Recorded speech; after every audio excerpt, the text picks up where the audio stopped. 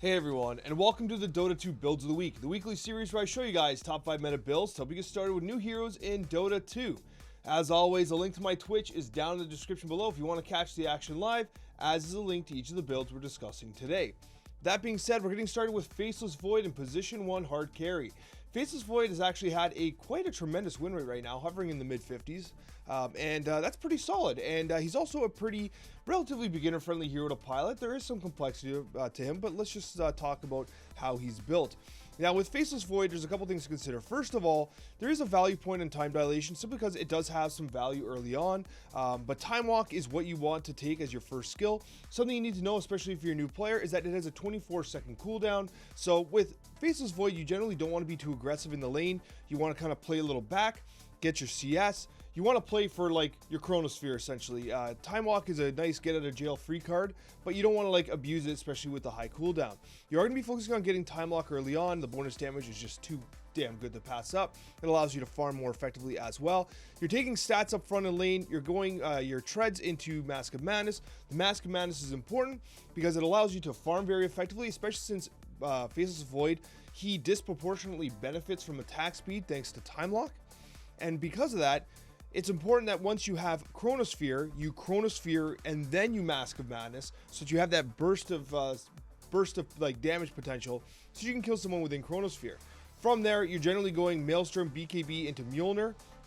The reason for this is because, again, the attack speed is what Faceless Void wants, and Mjolnir gives him attack speed. It also allows him to do additional damage. And most importantly, though, Maelstrom allows him to farm more effectively early on as well. The BKB is absolutely necessary because when you're in Chronosphere, you cannot get controlled. If you're getting controlled or stunned while in Chronosphere, you're literally wasting one of the best spells in the game. From there, Scotty's a good choice. It just helps you be additionally survivable, helps you stick on the targets.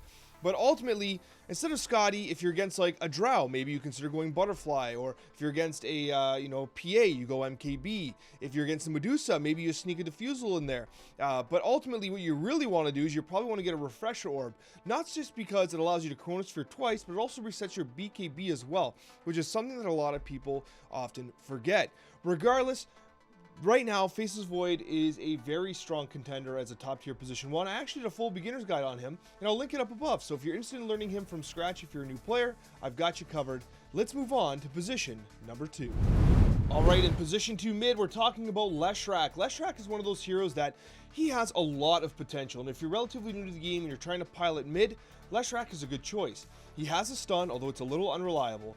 But most importantly, Leshrac represents a hero that is capable of really punishing enemy teams. He has incredible push potential with Diabolic Edict, and with the result of that is that once you win a big team fight, you can take towers and threaten high ground really rapidly with someone like a Leshrac. Let's talk about him.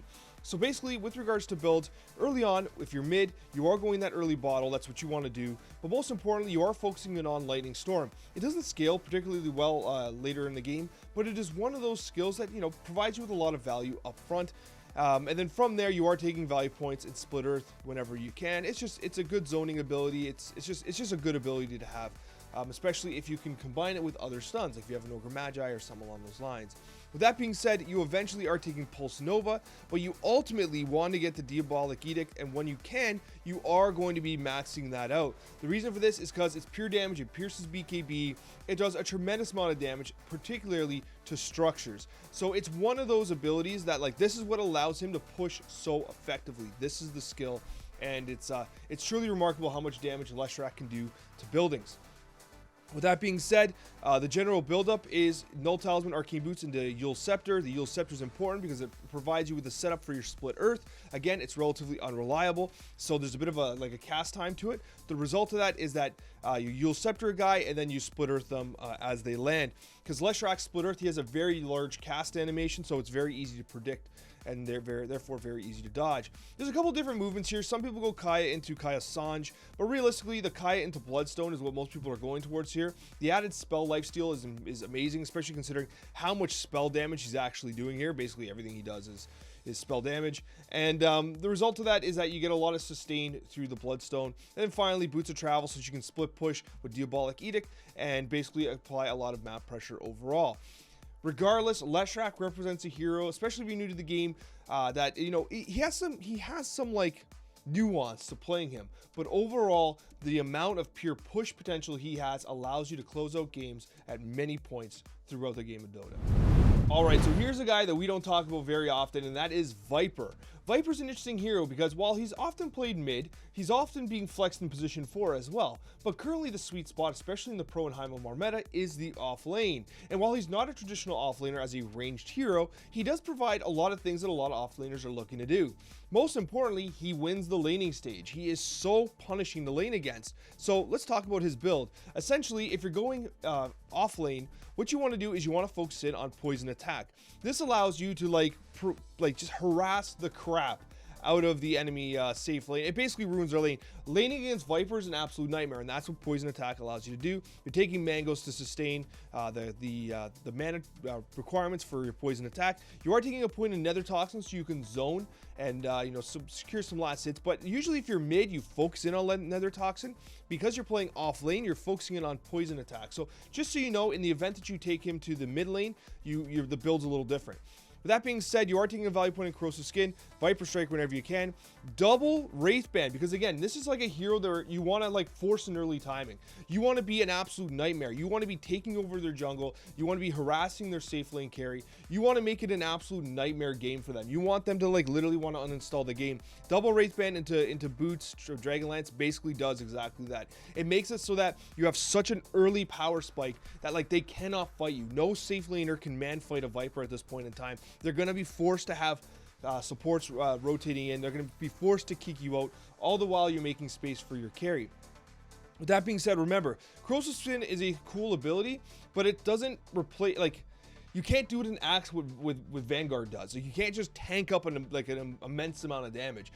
Theoretically, you could build something like a Vanguard on a Viper. It's not very common, but you can't, what I'm trying to tell you is you can't just absorb infinite amounts of damage. You're still a ranged hero. So you want to be very pokey. You want to be very annoying with poison attack, the Dragonlance. You want to keep your distance, but be constantly harassing. And then you want to go BKB into Abaddon Shard, which obviously improves his poison attack significantly.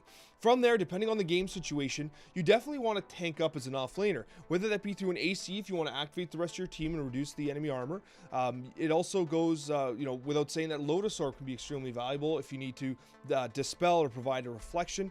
Shivas is a great option as well if you're against heroes that Faceless Void, where the armor is extremely important, but you also want to slow down their attack and their sustained healing. There's so many choices. Hurricane Pike's a good choice, natural extension from your Dragonlance. His Ags is great too. The rest is kind of greedy carry items. But regardless, what you're probably looking to do is pick up one of these 3 items depending on the game situation.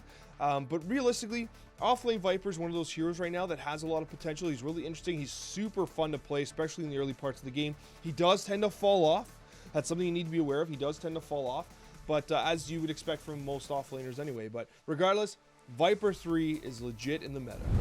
Position 4, soft support, and theoretically also for position 5 as well. Pretty interchangeable, but Vengeful Spirit is a hero that is seeing a lot of play in high MMR and pro metas, and really is underappreciated right now. Decent win rate, very good hero, and honestly a little more difficult to pilot than people would expect, but Venge has had a lot of changes that has made her much more kind of viable in the current meta. And let's talk about her. So basically what you're doing here is you are focusing in on Magic Missile. It is the bread and butter of your early laning stage. It actually does a lot of damage. A lot of people take it for the stun. The stun is useful, but the damage is really significant. And then you have Wave of Terror, which honestly does damage as well, and you have the significant armor reduction. When you add these two together, that's a pretty significant nuke.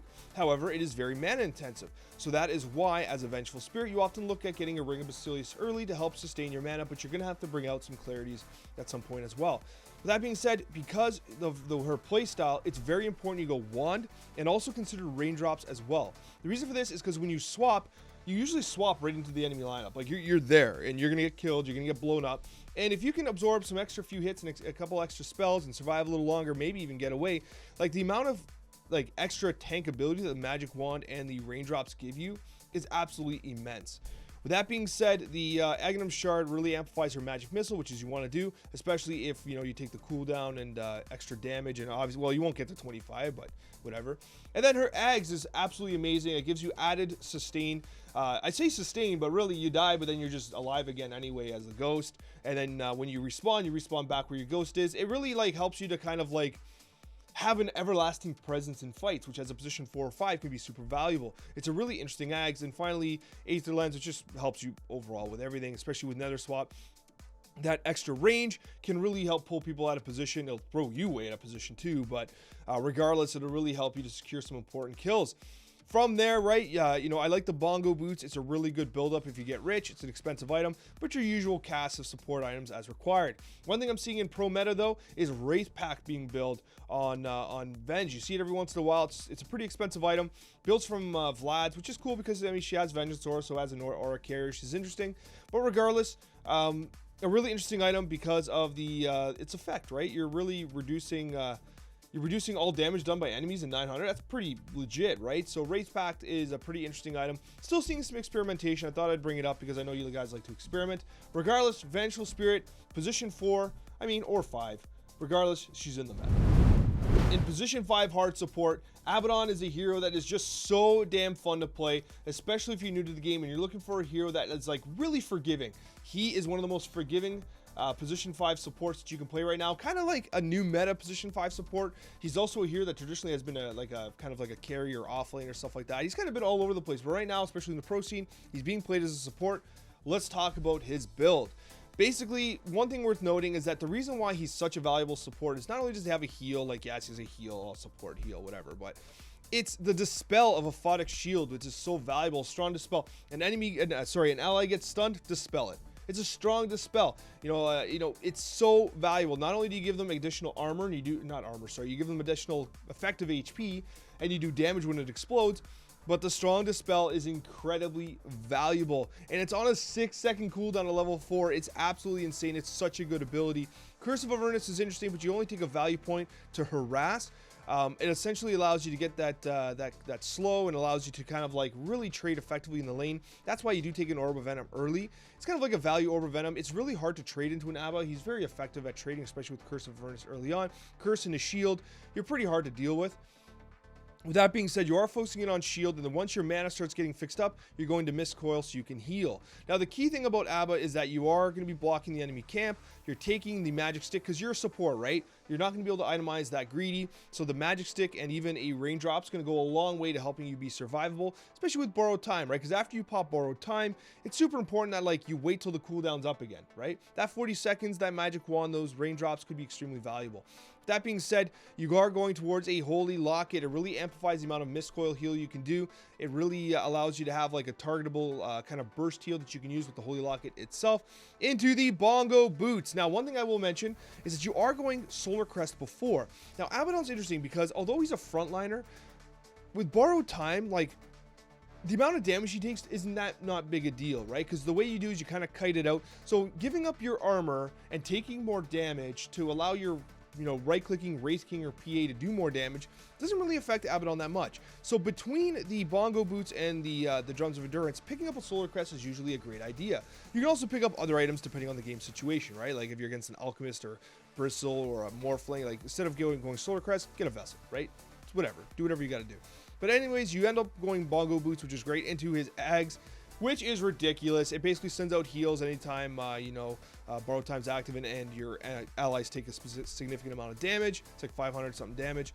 Regardless, though, it makes him into a really interesting heal bot, especially with Holy Locket. He's a very fun hero to pilot. He has a lot of support talents, which work absolutely perfectly. The movement speed's great as well. He's extremely mobile. He's on a horse. And he's also a hero that if you get greedy, you can also build Wraith Pact. We discussed that earlier. It's being experimented with on Abaddon as well as kind of like, he's a good aura carrier, especially with borrowed time, right? Because he has this like sustaining kind of presence in a fight. Regardless, guys, thank you so much for watching, and a very special thank you to all of our wonderful subscribers. Take care, everyone, and we'll see you in the next Dota 2 video.